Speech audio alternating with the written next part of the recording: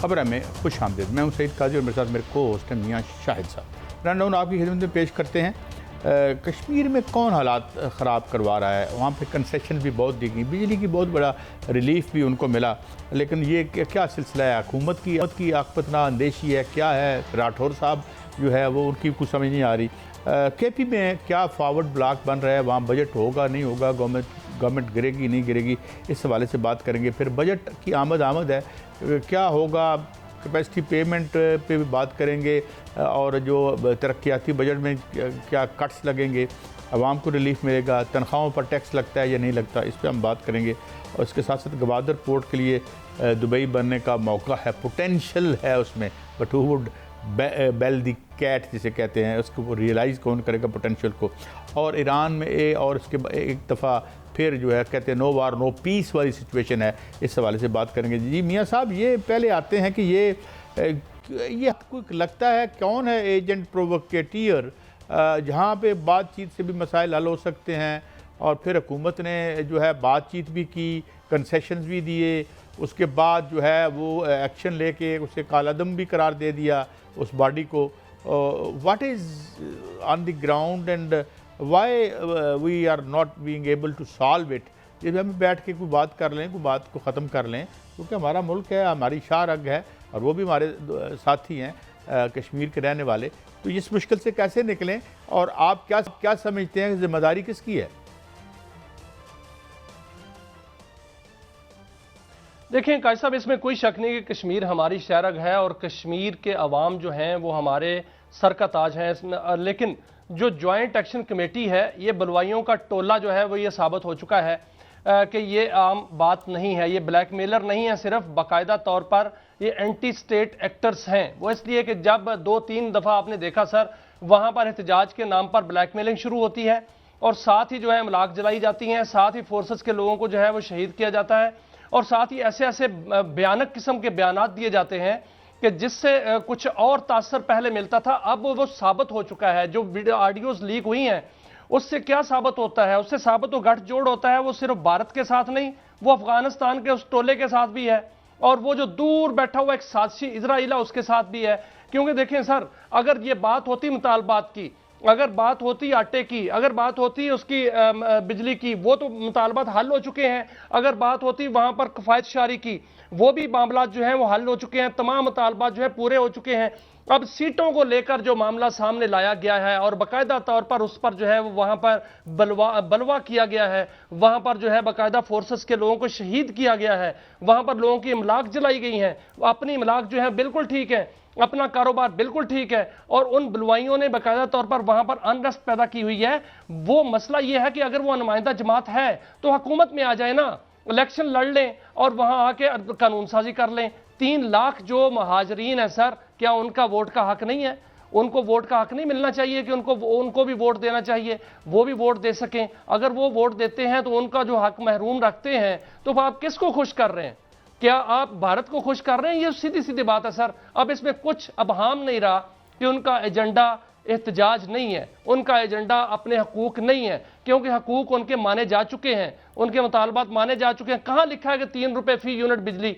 कहाँ लिखा है कि उनको सस्ता आटा मिले और पूरी पाकिस्तानी अवाम जो है वो बिल के? कहाँ लिखा है वहाँ पर जो है बाकी सहूलियात मिले और बाकी कोहाला के इस पार जो है वो बाकायदा तौर पर जो है वो बाकायदा तौर पर गुर्बत हो? ये इसीलिए है कि कश्मीर हमारी शहरग है और कश्मीर हमारा लाडला है, लेकिन वहां पर जो बलवाई हैं, अगर वो बलवा करेंगे तो फिर उनको रोकना पड़ेगा, क्योंकि वो बलवा नहीं है, सिर्फ वो साजिश है। वहां से बाकायदा तौर पर जिस तरह की एक्ट किया जा रहा है, जिस तरह वो जो है वो रियासती गुंडागर्दी पर जो है वो बाकायदा तौर पर जो रियासत को खराब कर रहे हैं। अब सिचुएशन क्या है? वो तो खराब है, उसको तो रोकना चाहिए। नहीं, और उसको रोका जा रहा है सर, इसका कोई सियासी हल नहीं है। जो सियासी हल हम पहले निकालते रहे वो गलत था। नहीं मियाँ साहब, अब ये देखें ना, हम तो नहीं चाहते अब हम अपनी शाहरा खुद ही काट लें। सवाल ये है कि बेटर सेंस शुड प्रिवेल, और जो है वो बैठे बिठाए आपने जो है वो बात आकपतना अंदेशी से यहाँ तक आप सिलसिला ले आए। हमारा मुल्क है, हमारे मुल्क में जहाँ अनरेस्ट होगा हमें तकलीफ़ होगी। और फिर जो उधर से हमारे फौजी भाई जो हैं या जो रेंजर्स के लोग हैं उनकी शहादतों की बात हो रही है, पुलिसमैन की शहादतों की बात हो रही है। तो मियाँ साहब आप अपने घर में आग देखें, आग लगा के तो हम आग बुझा नहीं सकते। मेरी नाचीज़ सी राय है कि आई थिंक कि हमें से, और ये सेंसिटिव भी बड़ा है, इस हवाले से बड़ा सेंसिटिव है कि देखें ना, वो उधर उन्होंने डकरा रहे हैं और वो अजीब अजीब इंडियन चैनल पे जो है ड्रामा लगा हुआ है, उनको तो एक यानी बहाना चाहिए होता है। तो मेरे ख्याल में I still would say that एक बेटर सेंस प्रिवेल करनी चाहिए और इन्हें अपने साथ जो उसमें मुलविस पाए जाते हैं किसी जुर्म में। देखें कैसा पता बात क्या है, गोदी मीडिया जो है वो तो बकवास कर रहा है, गोदी मीडिया तो चीख रहा है, गोदी मीडिया तो बकवास कर रहा है। वो फेक न्यूज देने में जो है वो सबसे ज्यादा महारत नहीं मैं कहूंगा, आगे है, सबसे ज्यादा पूरी दुनिया में बदनाम हो चुका है। वो तो बकवास करेगा, उनको मौका दे रहे हैं ना, वो बलवाई मौका दे रहे हैं। असल में इसका कोई सियासी हल अब नहीं है, सियासी हल पहले था और निकालने की कोशिश की गई। आपने देखा कि पिछली दफा जो इन्होंने ये ड्रामा रचाने की कोशिश की थी, उस वक्त यहाँ पर पूरी पार्लिमानी कमेटी बनी, उनके मुतालबात सुने गए, मुतालबात माने गए, वहां पर बैठ के मुआहदा हुआ और उस पर जो है वो कहा गया कि इसकी कानून साजी बाकायदा जो है वो पार्लियामेंट करेगी। अब भी यही कहा गया है कि नई पार्लियामेंट आएगी। अच्छा मियां साहब ठीक है, मैं आगे इलेक्शन हो रहे हैं अगले महीने में, तो उस महीने में इलेक्शन जो है वो लड़ लेना, इलेक्शन में हिस्सा लेते ना। सर देखें, अगर ये मकबूल तरीन है पूरी कश्मीर में इनकी फॉलोइंग है को तो छोड़े ना, ये जो आपके सेंटर में बैठे हुए हैं, फॉलोइंग नहीं है सर, वहां पर सिर्फ अनरेस्ट पैदा करनी है। हम तो वहां पर सिर्फ जो किसी जराइम पेशा के, हम किसी जराइम पेशा के माउथ पीस नहीं है। पैसे जो है वो अरे सुने, मैंने आगे बढ़ना है, वो दिखाना है कि हमने आपके लिए काम कर रहे हैं। मियां साहब देखे ना, हम किसी जराइम पेशा के माउथ पीस नहीं है। इलेक्शन का क्या करें हम, ये देख लिया हमने, जो इलेक्शन इधर सेंटर में हुआ, पंजाब में हुआ, पाकिस्तान में हुआ, तो इलेक्शन वाला तो अब जो वो है वो डी रामा ही था ना, हमारे वो क्या नाम है, अनवारुल हक काकड़ साहब, तारीख उन्हें सुनहरे लफ्ज़ों में उनका नाम लिखेगी। हजूर मैं आगे बढ़ता हूँ, KPK अपना बजट पास करा पाएगी और क्या कोई ऐसी बगावत जिसका हमने सुना था वो वाकई मटीरियलाइज हो रही है मियां साहब? देखें काजी साहब, कहा जाता था कि जो KPK है वहाँ से जो इस वक्त उनको मैंडेट मिला है वो इतना अनमेट और इतना नाकाबिल तस्खीर है कि वो उसमें से कोई रखना नहीं है। लेकिन जब पॉलिसियाँ उनकी अपनी होंगी और CM साहब जो हैं वो इश्क इमरान में इस्लामाबाद और रावलपिंडी में ही रहेंगे और KPK में नहीं जाएंगे तो लोग नाराज़ होंगे।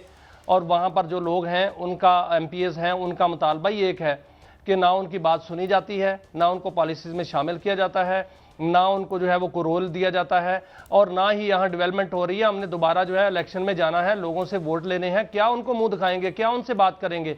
तो 44 लोग जो हैं वो नाराज़, जो पहले बातें हो रही थी अब वो बाकायदा तौर पर सामने आकर टेलीविज़न की स्क्रीन पर जो है वो कहना शुरू उन्होंने कर दिया है कि 44 लोग नाराज़ हैं। अगर 44 मेंबरान जो हैं वो सामने आकर ये बात कर रहे हैं, ये बात फिक्र आ रही है, तो इसका मतलब है कि 44 नहीं है, इससे ज़्यादा हैं। और बजट जो है वो पास कराना है, उसमें अक्सरियत तो चाहिए होती है। और जो इन्होंने जो 44 बजट आ रहा है 12 को, बाकायदा तौर पर इजलास 12 को बजट आ रहा है और मजीद भी उनके इजलास होने हैं और ये खतरा है इस हुकूमत को।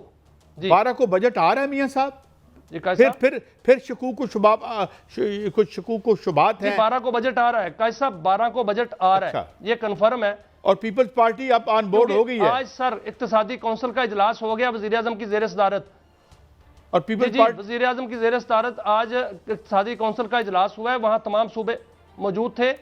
पीपल्स पार्टी और नून लीग के दरमियान मामला तय आ गए हैं। 12 को शाम 5 बजे बजट जो है वो आ रहा है। अब बजट में क्या आएगा वो तो बजट सामने आएगा तो पता चलेगा।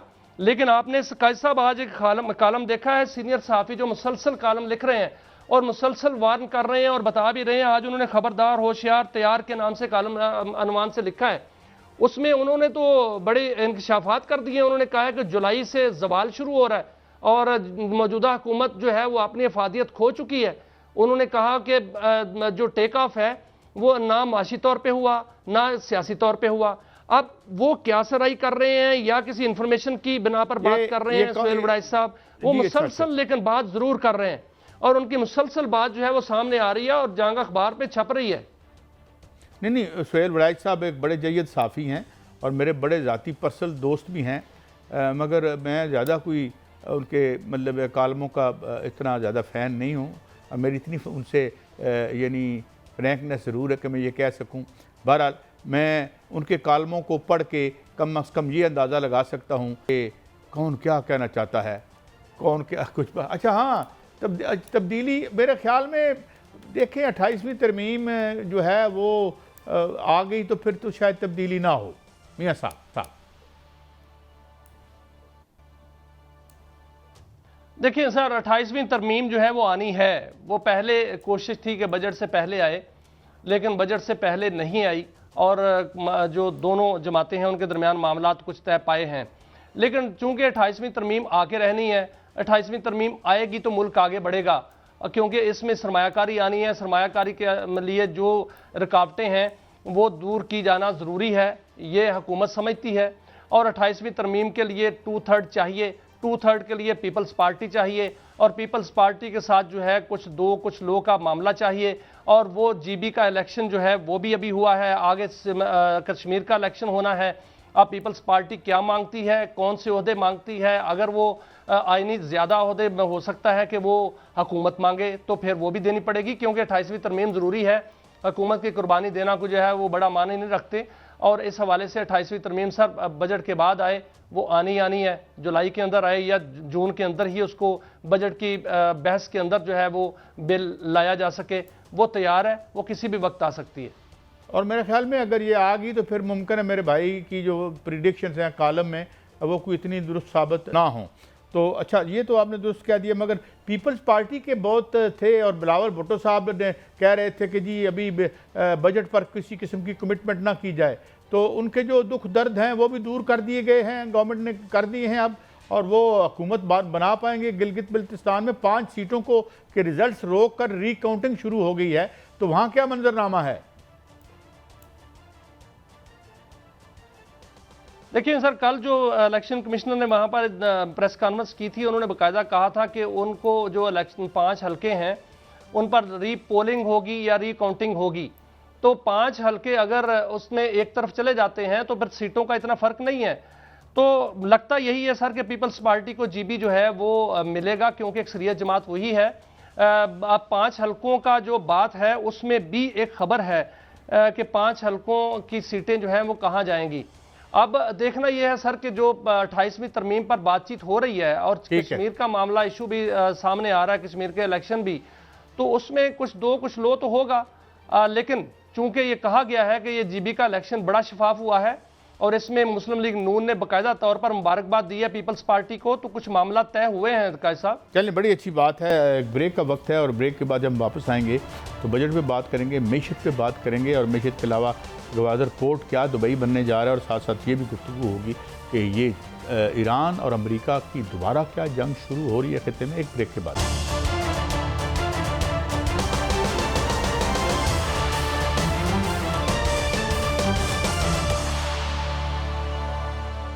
वेलकम बैक नाज़रीन। हमें ज्वाइन किया है मारूफ मैशतदान दानिशवर जनाब doctor Farooq Salim. Thank you very much doctor साहब, आपने हमें वक्त दिया। डॉक्टर साहब, ये बजट ज़ाहिर है उसकी आमद है और तरक्याती फ़ंड्स पर कटौती लगती है, भले ऊपर से लग जाए, भले पास हो जाए तो नीचे से लग जाए, मगर ये कैपेसिटी पेमेंट्स में कोई कटौती नहीं होती। तो किस तरह का बजट आप देख रहे हैं? फिर क्या तनख्वाहदार तबका ही जो है वो नाइफ के नीचे आएगा? मतलब पहली बात तो अगर पिछले 16 साल की तारीख जो है उसी ने अपने आप को दोहराना है, और 2026 का बजट भी वही आएगा जो पहले 2010 से आ रहा है, तो फिर तो आप चैन से बैठिए ना, आपको किसी किस्म की कोई रिलीफ मिलने वाली है। आम आदमी का जिक्र कर रहा हूँ, आम पाकिस्तानी को, और ना ही कोई इजाफी बोझ पड़ने वाला। तो ये आम आदमी के हवाले से एक न्यूट्रल बजट है जिसमें ना तो कोई रिलीफ मिलनी है और ना कोई इजाफी तकलीफ आप समझिए कि इस बजट में आम आदमी के ऊपर आने वाली। देखिए, पहले ही ज़िंदगी पाकिस्तान के अंदर जो है वो बड़ी मुश्किल है। इस बजट के नतीजे में मुझे कोई और मज़ीद मुश्किलात जो है वो नज़र नहीं आ रही, और इसकी एक वजह यह है कि 18वीं तरमीम के बाद जितने भी बजट विफाक ने बनाए हैं उसमें आप सोचिए कि जो टोटल आमदन होती है, जैसे इस साल अगर वजीर ख़जाना साहब खड़े होंगे नेशनल असेंबली की फ्लोर पे, तो ऐलान किया जाएगा कि 17,000 अरब की आमदन है, और उसके कोई 30 सेकंड बाद बताया जाएगा कि जी 8,500 अरब जो है वो सूबों को चला जाएगा, 8,500 अरब जो है वो सूद की मद में मुख्तस कर दिया गया है। तो अल्लाह अल्लाह खैर कर ले। और विफाकी हुकूमत के पास तो कुछ बचा नहीं। तो जिस हुकूमत के पास कुछ बचा ही नहीं है, उससे आप कोई रिलीफ की तवक्को तो ना लगाएं, और कोई इजाफी बोझ और इजाफी तकलीफ भी मुझे नज़र नहीं आ रही इस बजट के नतीजे में। तो आम आदमी आप सोचिए कि वो सुख चैन से सोए, कोई ड्रामा नहीं होने वाला। मीडिया के अंदर जरूर आपको बहुत बड़ा ड्रामा नजर आएगा। देखिए, ना सिर्फ पाकिस्तान का मीडिया, दुनिया भर का मीडिया जो है उसको ड्रामा चाहिए होता है। तो ये बजट का ड्रामा है, लेकिन आपकी और मेरी जिंदगी में यकीन कीजिए कोई किसी किस्म का नया ड्रामा आने वाला नहीं। जी मियां साहब। लेकिन डॉक्टर साहब, इस बजट में जो चीज़ मुख्तलिफ नज़र आ रही है वो इस तरह नज़र आ रही है कि मैं कुछ हक़ाइक़ आपके सामने और फिगर रखता हूँ, उस पर आपकी रहनुमाई चाहूँगा कि जो पाकिस्तान हुकूमत और पीपल्स पार्टी के दरमियान मामला तय पाए हैं, उसमें कोई शक नहीं कि NFC अवार्ड जो है उसमें उसी तरह रहेगा, कोई तब्दीली नहीं आएगी। वजारत दिफा और दाखिला के अलावा नए कोई प्रोजेक्ट्स जो हैं वो नहीं आएंगे और उन पर पाबंदी लगा दी गई है। डैमों की तामीर जो है वो उसको भी स्ट्रेटजिक मंसूबों में रखा गया है और पहली तरजीह जो है वो ये करार पाई है अभी तक। ये बहुत अच्छी बात है। और सूबे अपने अखराजात में कमी करेंगे, ये भी एक नई चीज़ आई है। और सूबे वफाक को ग्रांट्स की मद में 1200 अरब रुपए देंगे और टैक्स हदफ जो है वो भी बढ़ा दिया गया है। तो इस हिकमत अमली से क्या आप मुतमिन हैं कि बेहतर अगला साल जो है वो होगा, जो अगला माली साल है, अगर डैमों पर काम होता है और अगर वफाक के पास पैसे होते हैं या ऐसे मंसूबे गैर ज़रूरी जो ख़त्म कर दिए जाते हैं, अच्छे मंसूबे शुरू किए जाते हैं, तो उसके अच्छे समरात आएंगे? जी, अब पीपल्स पार्टी और PMLN यहाँ पे आप बिल्कुल सीधी लाइन पे आ गए हैं। देखिए, मामला ऐसा है कि प्रॉब्लम जो है वो परमानेंट। प्रॉब्लम ये है कि वफाकी हुकूमत के पास कोई पैसा टका नहीं बचता। अब कोई 1200 अरब की बात कर रहा है, कोई 1700 अरब की बात कर रहा है कि वफाकी हुकूमत को 1700 अरब चाहिए और जो सूबों से उसने लेने हैं। अब आप ज़रा गौर से सोचिए कि एक परमानेंट प्रॉब्लम है और उसका एक आर्जी हल सामने लाया जा रहा है। मैं समझता हूं कि ये बिल्कुल गलत स्टेप है। आप परमानेंट प्रॉब्लम जो है, जिसने 18वीं तरमीम के नतीजे में जो ढांचा सामने आया था, उसमें एक वफाकी हुकूमत थी जो कर्जे लेने वाली मशीन बन गई और 4 ऐसी सूबाई हुकूमतें थीं जो वो कर्जा खर्च करने की मशीनें बन गई। तो असल प्रॉब्लम तो ये है, और इस प्रॉब्लम को, इस ढांचे को एक परमानेंट सोल्यूशन चाहिए। अब मुझे बताइए कि ये हर साल क्या यही काम होगा? क्योंकि परमानेंट सोल्यूशन तो नहीं है। अगले साल जो होगा, बजट आने से पहले वफाकी हुकूमत की जेब खाली होगी, तो दोबारा से फिर ये सियासी जो है वो ग्रुप्स बैठेंगे और दोबारा से ये सारी लेन देन शुरू होगी और सारी बारगेनिंग शुरू होगी। देखिए, ये जो फैसला साजी का तरीका कार है इस रियासत के अंदर, जिसमें एक वफाकी हुकूमत है, 4 सूबाई हुकूमतें हैं, ये क्या होना चाहिए? पहले बताया जा रहा था कि 1 जून को बजट आ जाएगा, फिर कहा 5 जून को बजट आ जाएगा, फिर कहा नहीं 10 को आने वाला है। अब भी कोई वो सर्टेनिटी से नहीं कह रहा कि 12 तारीख को आ जाएगा। अब कहा जा रहा है कि वो तारिक फजल चौधरी साहब ने ट्वीट कर दिया। देखिए, ये फैसला साजी का तरीका कार 24 करोड़ के मुल्क को चलाने का बिल्कुल गलत है। मैं एक बात पूछना चाहता हूँ आपसे, ये अवामी हवाले से है कि एक मैंने फिगर देखी कहीं कि जी पुरानी थी, लाल खान साहब की किताब में थी कि 10,000 लोग डेली पॉवर्टी लाइन से नीचे गिर जाते हैं हमारे मुल्क में। ये बड़े अरसे पुराने की। मैंने अब गूगल किया तो कन्फ्लिक्टिंग आई, 2 आई। जो बड़ी वाली आई वो मैं नहीं बताता, मगर जो आई तो वो कहते हैं जी 12 से 15,000। डू यू, क्योंकि आप रिसर्च और फैक्ट्स एंड फिगर्स के में यदे तूला रखते हैं, do you think that much people falling below the poverty line each day? देखिए, पॉवर्टी लाइन भी 2 किस्म की आ रही हैं। एक प्लानिंग कमीशन दे रहा है और एक वर्ल्ड बैंक वाले दे रहे हैं। वर्ल्ड बैंक वाले दे रहे हैं, वो कह रहे हैं कि तकरीबन 44%। आप समझिए, हर 2 पाकिस्तानियों में से तकरीबन 1 पाकिस्तानी जो है वो शरह गुर्बत से नीचे रह रहा है। प्लानिंग कमीशन वालों की जो फिगर है वो लगभग 30% के करीब आती है। अगर आप साल ईयर ओवर ईयर का कंपैरिजन करें तो आप सोचिए तकरीबन 80 से 90 लाख इजाफी पाकिस्तानी जो हैं वो शराय गुर्बत से गिर गए। एक साल में 80-90 लाख को आप 360 दिनों से अगर तकसीम कर लें तो जवाब आपके सामने आ जाए। जी मियां साहब, गो हेड। डॉक्टर साहब, इसमें कोई शक नहीं, मसाइल हैं, इसमें कोई शक नहीं कि बजट में जो है फैसला साजी भी कमज़ोर है। लेकिन आज एक अच्छी खबर आई है, मैं देख रहा था कि वो है आलमी सरमायाकारों की तरफ से कि उन्होंने पाकिस्तान का रुख किया है। 2026 में जो लिस्ट आई सामने, वो गूगल है, अरामको है, BYD है, वेमन है, AD पोर्ट्स है, मशरक बैंक है, टर्किश पेट्रोलियम है। और ये बताया गया है कि 163% इजाफा हुआ है जो आलमी सरमायाकारी है, गैर मुल्की सरमायाकारी पाकिस्तान में 2026 में। और 1.35 अरब डॉलर का जो है वो हमारी जो है वो पहुंच गई सरमायाकारी।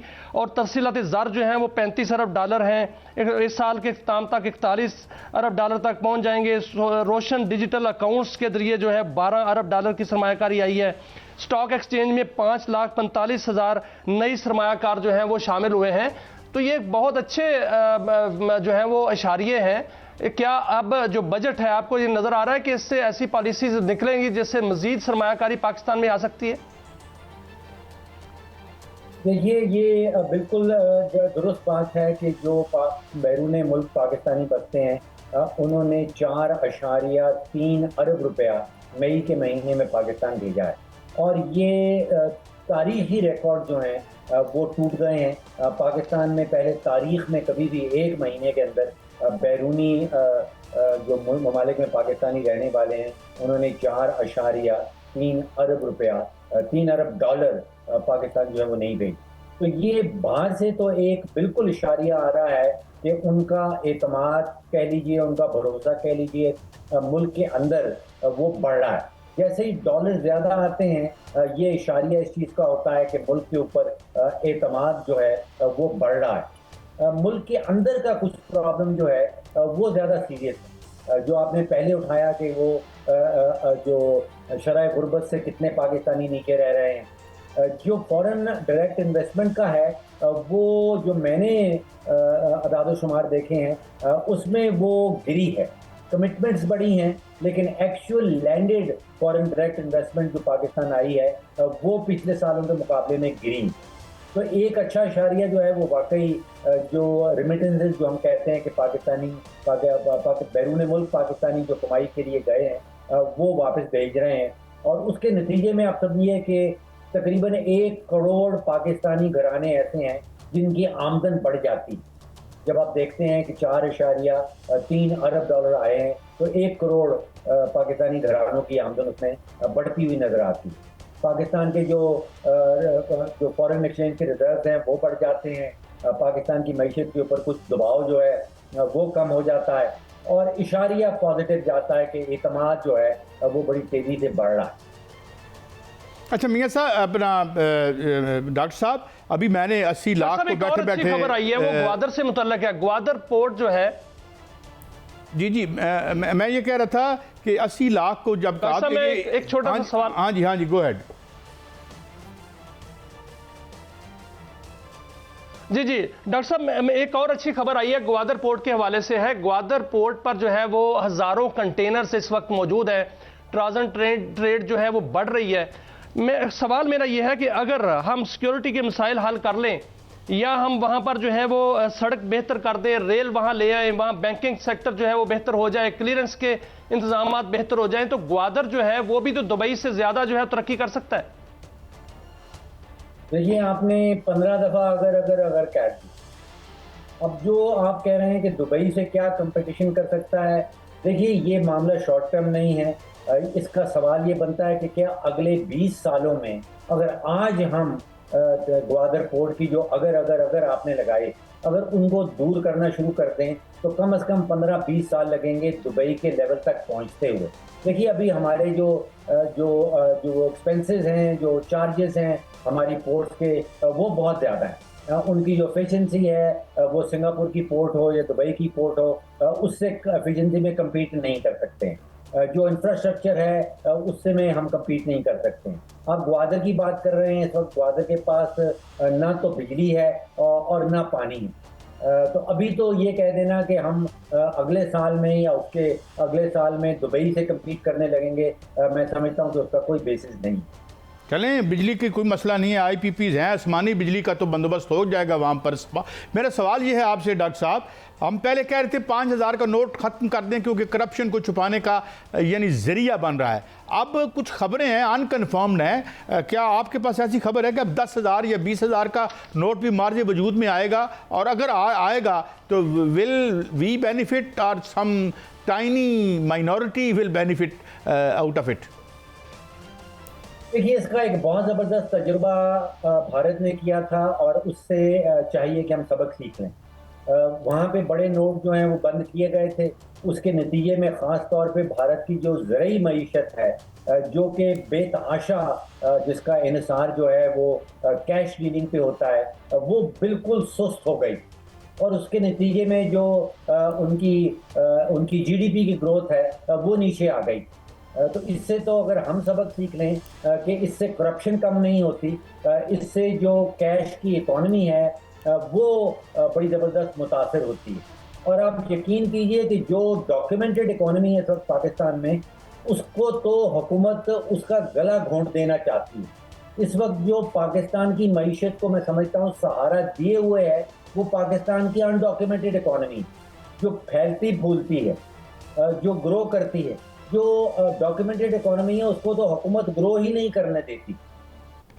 बहुत शुक्रिया, डॉक्टर फ़ारूक सलीम हमारे साथ थे। ये sought to enlighten us on these very complex. मैशत हमारी ऑकलीज हील है और उस पर हम बात करते रहेंगे। और ये आपका मसला है, हम आम आदमी का मसला है, ये किसी ऊपर को खलाई गुफ्तगू हम नहीं कर रहे, बिकॉज इट आपकी रोज़मर्रा ज़िंदगी को ये मुतासर करने वाली शय है। ब्रेक के बाद हाज़िर होते हैं तो कुछ बात करेंगे। ईरान और जंग दोबारा शुरू हो चुकी है, हमारे ऊपर क्या असरात होंगे, एक ब्रेक के बाद।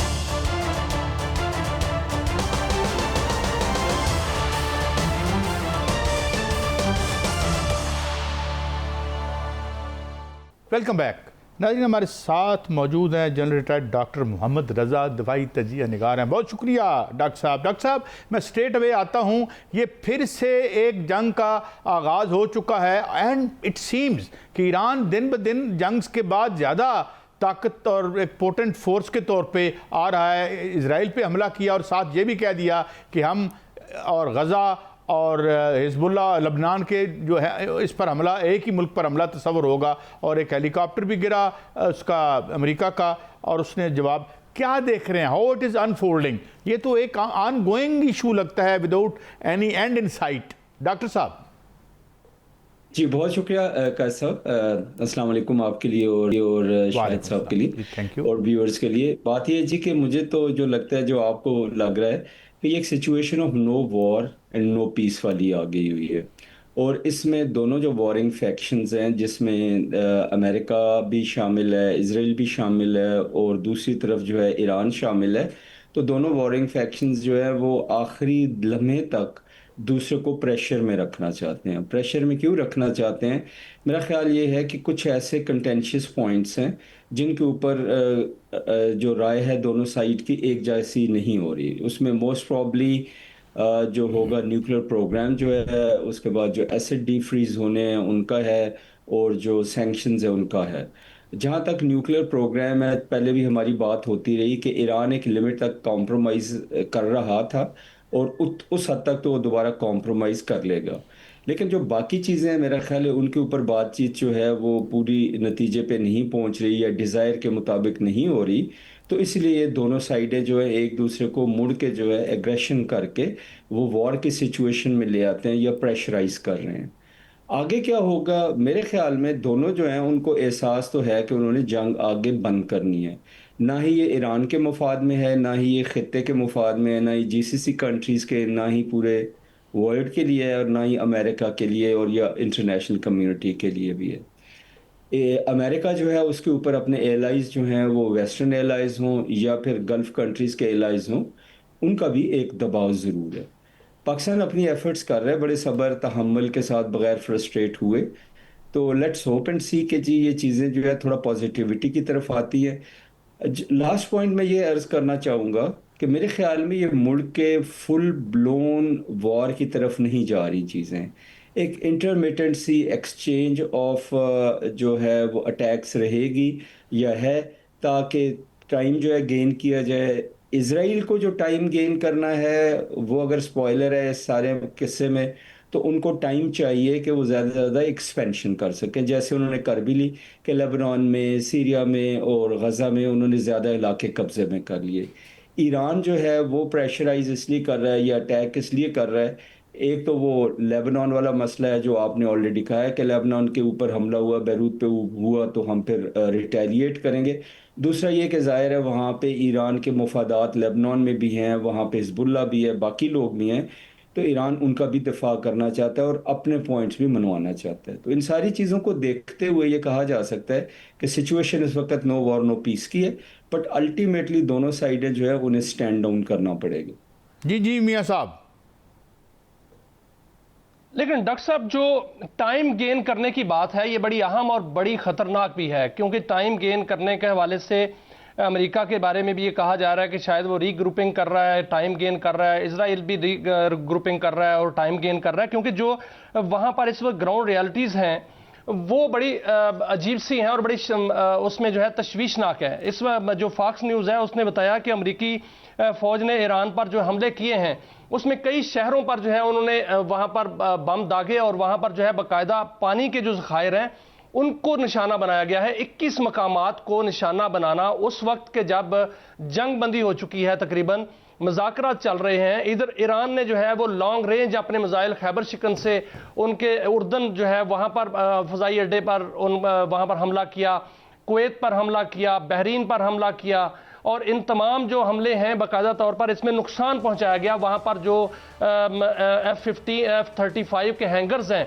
उनको निशाना बनाया गया, उनका एक हेलीकॉप्टर गिराया गया और उनका एक ड्रोन जो है वो मार गिराया गया। और इतनी बड़ी एक तो वार की सिचुएशन है सर, क्या ये वाकईतन जो है वो एक दूसरे को प्रेशराइज करने के लिए ही है, या इस तरह की चिंगारी जो है पूरे खलीज को दोबारा लपेट में ले सकती है? और अगर इस दफ़ा ऐसा हुआ तो ये जंग बहुत ही भयानक होगी। जी, आपके लास्ट पॉइंट से मैं जवाब का इब्तिदा करता हूँ जी, कि सबसे पहली बात यह है कि जंग कोई भी हो उसमें इस तरह की जो बातचीत है या इस तरह की जो हरकत हैं या इस तरह के जो एक्शंस हैं, मिलिट्री एक्शंस हैं, वो किसी वक्त भी वॉर जो है उसको प्रोलिफरेट कर सकते हैं, बढ़ावा दे सकते हैं। इसमें कोई शक की बात की नहीं है। आपकी ये जो असेसमेंट है ये सही है कि चिंगारी अगर ये शोला बन गई या आग लग गई तो ये फिर बियॉन्ड कंट्रोल हो जाएगी और बहुत नुकसानदेह होगी। अभी आते हैं टाइम बाय करना और प्रिपेयर करना और रीग्रुपिंग करना, जो आपका पॉइंट था। मेरे ख्याल में टाइम अगर गेन करना है तो उसमें सिर्फ एक ही कंट्री है जिसको फ़ायदा है और वो है इसराइल। इसराइल को क्यों फ़ायदा है कि अगर पीस नहीं होता तो इसराइल उसके आड़ में अटैक कंटिन्यू करेगा और मुसलसल जो फ़लस्तीनी इलाके हैं उनको कब्ज़े में लेता रहेगा, और जो उनका ड्रीम है ग्रेटर इसराइल वाला वो उसकी तरफ हर आए दिन बढ़ते जाएंगे। और ये सबसे ज़्यादा जो सूट करता है वो इसराइल को करता है। अगर इसराइल को टाइम बाय करने में हेल्प हुई तो वो प्रेसिडेंट ट्रंप की वजह से हुई, जो चंद हफ्ते पहले बिल्कुल हम नज़दीक थे, तो उन्होंने वो पीस नेगोशिएशंस जो हैं उनको मुख्तलिफ बयानात से पीछे डाल दिया। जहाँ तक ईरान का ताल्लुक़ है, ईरान या अमेरिका दोनों नहीं चाहते कि उनको देखा जाए कि वो कमज़ोर हो गए या हार गए। तो दोनों जब नोशन ऑफ विक्ट्री को क्लेम करना चाहते हैं तो हर एक ये चाह रहा है कि जी कोई हमला कर रहा है तो उसका जवाब मैंने ज़रूर देना है। ओके, एक मिसाइल फेंके हैं तो 2 फेंकने हैं, 2 हैं तो 4 फेंकने हैं। तो जब ऐसी सिचुएशन हो तो वाकई ही पीस जो है उसकी तरफ बढ़ना काफ़ी जो है मुश्किल होता है। लेकिन 2-3 चीज़ें हैं जो ज़ाहिर करती हैं कि शायद दोनों तरफ एक डिज़ायर मौजूद है, ख्वाहिश मौजूद है पीस की। Number 1 president Trump, JD Vance और उनके बयानात। नंबर 2 ईरानियन लीडरशिप के बयानात। उसमें हमेशा ये जाहिर किया जा रहा है दोनों बयानात में हमारी बातचीत चल रही है, नेगोशिएशन हो रही है, कुछ पॉइंट माने गए हैं, कुछ पे इख्तलाफ है। प्रेसिडेंट ट्रंप भी कहते हैं अच्छा जी 2-3 दिनों में मुआहिदा हो जाएगा। ईरानियन भी कहते हैं जी हम मुआहिदे के करीब हैं लेकिन अभी एतमाद का फुकदान है वगैरह वगैरह। तो इन सारी चीज़ों को अगर हम देखते हैं, लेकिन जनरल साहब आज जो बयानात है उसमें बड़ी शिद्दत देखने में आ रही है, क्योंकि ट्रंप जो हैं उन्होंने बाकायदा धमकी दी है। उन्होंने कहा वक्त जो है वो ईरान ने जो वक्त लिया था वो अब ख़त्म हो रहा है, अब उनको कीमत चुकाना पड़ेगी। दूसरी जानिब से ईरान जो है वो ये कह रहा है कि हमारे जो दुश्मन है वो हमारी कमज़ोरी से फ़ायदा ना उठाए, हम भरपूर जवाब देंगे। ट्रंप कहते हैं कि उनके पास कुछ नहीं बचा। सर, वाकईतन ईरान पर अगर हमला होता है तो ईरान के पास कुछ नहीं बचा, या ईरान बड़ा सरप्राइज भी दे सकता है अभी भी? जी, जहाँ तक बचने का ताल्लुक है, ये तो ट्रंप साहब के अपने बयानात हैं, पता नहीं 20-25% उनके पास बचा हुआ। अगर वो 20-25% कहते हैं तो हम ये कह सकते हैं 40-50% उनकी कैपेबिलिटी जो है ड्रोन्स की और मिसाइल की बची हुई है। और उसके साथ ही है कि हम लोग डिस्कस करते रहे हैं कि उनकी फैक्ट्रीज़ काफ़ी ज़्यादा अंडरग्राउंड है, सुरंगों में है, जहाँ तक बॉम्ब्स का पहुँचना मुश्किल है, और ज़ाहिर है वो वॉर की तैयारी कर रहे होंगे मज़ीद भी। और इसी तरह उनके पास और भी बहुत सारी ऑप्शंस मौजूद हैं। तो इसलिए आप ये नहीं कह सकते कि ईरान जो है उसकी कैपेबिलिटी जो है बहुत ज़्यादा डाउन हुई है। ऑफ कोर्स फ़र्क तो पड़ता है एक जब जंग लड़ी जाती है। जो हम रीग्रुपिंग की बात पिछले क्वेश्चन में कर रहे थे, अमेरिका को आई डोंट थिंक कि किसी रीग्रुपिंग की ज़रूरत है। अमेरिका जो है उसके पास इतनी मिलिट्री पावर है और वो अभी भी इतने स्ट्रॉन्ग हैं, और उनके जहाज़, उनके बॉम्ब्स, उनकी हर चीज़ें, बंकर बस्टर्स तैयार हैं, इसी खत्ते में खड़े हैं। वो जब चाहें, जिस दिन चाहें, उसी दिन वो दोबारा चंद घंटों के वक्फे से हमला बहुत शदीद कर सकते हैं। अभी तक वो शदीद हमला नहीं हुआ, तो इसका मतलब यही है कि वो वॉर को बहुत ज़्यादा बढ़ाना नहीं चाहते। इंटरनल प्रॉब्लम्स भी हैं प्रेसिडेंट ट्रंप के, और जैसे मैंने पहले अर्ज़ की, एक्सटर्नल प्रॉब्लम्स भी हैं। हाँ, एक कंट्री है इज़राइल जो वॉर को बढ़ाना चाहती है, और उनको बहुत ज़्यादा फ़ायदा है कि वो इस वॉर के दौरान ज़्यादा से ज़्यादा टेरिटरी कैप्चर करेंगे, और सबसे ज़्यादा नुकसान जो है गल्फ़ स्टेट्स का हो रहा है और ईरान का हो रहा है। और जितना गल्फ़ स्टेट्स कमज़ोर होंगी, जितना ईरान कमज़ोर होगा, उसका फ़ायदा सिर्फ एक मुल्क को है, और वो इज़राइल। हाउएवर, अमेरिका के लिए और प्रेसिडेंट ट्रंप के लिए इंटरनल एक्सटर्नल सिचुएशन, जैसे हम बात कर रहे थे, मिड टर्म इलेक्शंस हैं, बाकी चीज़ें हैं, तो उस लिहाज से देखा जाए तो अभी प्रेसिडेंट ट्रंप लगता है ये है कि वो बहुत ज़्यादा सख्त फंसे हुए हैं, और मेरे ख्याल में वो निकलना चाहेंगे इस सिचुएशन से। इसलिए उन्होंने डांट डपट भी की थी इजरायली प्राइम मिनिस्टर की, और इजराइल से और ईरान से बात करके उनकी जंग रुकवाई भी थी। अच्छा जलील साहब, ये कहा जाता है कि ये जंग जब रुकी तो जो उनके इंटरसेप्टर थे वो बड़ी तेज़ी से डिप्लीट हो रहे थे, और अब उस वक्त भी हमने देखा, इससे पहले भी जब कतर पर हमला हुआ था तो रुकवाई खुद उन्होंने आके हट गए। तो अभी जो हम देख रहे हैं, और CIA की जो रिपोर्ट आई है वो 70% से 90% तक कह रहे हैं कि उनकी जो कैपेबिलिटी टू रिटेलिएट इंटैक्ट है। एक रिपोर्ट भी आई थी। तो और उसके साथ साथ आज उर्दन पर भी हमला हुआ, और वो फैला रहा है टारगेट जहाँ अमेरिकन इंटरेस्ट्स हैं। तो ईरान तो बिल्कुल काउ डाउन हुआ नज़र नहीं आता, कोई बात मान नहीं रहा उनकी। जी, मेरा ख्याल है कि ये एक जो ईरानियन स्ट्रेटजी है बहुत ही ज़्यादा एग्रेसिव स्ट्रेटजी है, और वो एक चीज़ का जवाब बहुत ज़्यादा देते हैं, और वो मजबूर करना चाह रहे हैं गल्फ़ कंट्रीज़ जितने भी हैं उनको कि वो अपने इलाके से जो अमेरिकन बेसेस हैं उनको मूव करें, जो कि नामुमकिन लगता है, लेकिन उनकी हमेशा ख्वाहिश ये रही, और अभी वो ये कह रहे हैं कि अमेरिका को इस खत्ते से निकल जाना चाहिए। और इस वजह से वो थोड़ा सा भी बहाना मिलता है तो उनके लिए काफ़ी होता है कि जहाँ जहाँ पे निशाने पे अमेरिकन जो बेसेस हैं, या अमेरिकन ट्रूप्स हैं, या अमेरिकन जो शिप्स हैं, या अमेरिकन नेवल बेसेस हैं, उनको अटैक कर सकते हैं तो वो कर रहे हैं। It is part of question, it is part of pressure, ताकि वो चाहते हैं कि वो ये समझा जाए कि वो अभी तक बहुत स्ट्रॉन्ग है, और जो डील होनी है पीस की उसमें वो उनका एज जो है ऊपर रहे। हाउएवर, इसमें एक डेंजर ज़रूर है, it is a dangerous strategy, और किसी वक्त भी जो एस्केलेशन है वो हो सकती है, और उसके बाद फिर सबसे ज़्यादा नुकसान जो होगा वो गल्फ़ कंट्रीज़ का और ईरान का होगा। अमेरिका और इज़राइल का इतना ज़्यादा नहीं होगा ज़रूर, इज़राइल का ख़ासकर, लेकिन उतना नहीं होगा जितना फिर ईरान और गल्फ़ कंट्रीज़ का नुकसान होगा अगर ये full fledged, full blown, full scale war होती है। तो डॉक्टर साहब एक पहलू और है, वो ये पहलू है कि देखिए पेट्रो डॉलर पे खड़ा है, America is borrowing $8.19 billion a day, और कर्जे पे चल रहा है, $2 ट्रिलियन उसका कर्जा इस पेट्रो डॉलर पे चल रहा है। अगर मिडल ईस्ट तबाह होता है और ये जो तेल का जो सिलसिला है वो ख़त्म होता है, तो don't you think it will be क्योंकि कहा जा रहा है कि अगर 5% यील्ड हो गई अमेरिकन बॉन्ड्स की तो वो सस्टेनेबल ही नहीं होगा, डिफ़ॉल्ट वाली सूरत हाल बन जाएगी। Don't you think it is more in the interest of America to stop these escalations? जी, जैसे मैं पहले अर्ज़ कर रहा था जी, अमेरिका के अपने अंदर भी इन्फ्लेशन है, एनर्जी का क्राइसिस पूरे ग्लोब को अफ़ेक्ट कर रहा है, उनके एलाइज़ को भी कर रहा है। तबाही जो है जीसीसी कंट्रीज़ की हो रही है और जीसीसी कंट्रीज़ जो हैं उनका सारा दारोमदार तेल की आमदन पर है।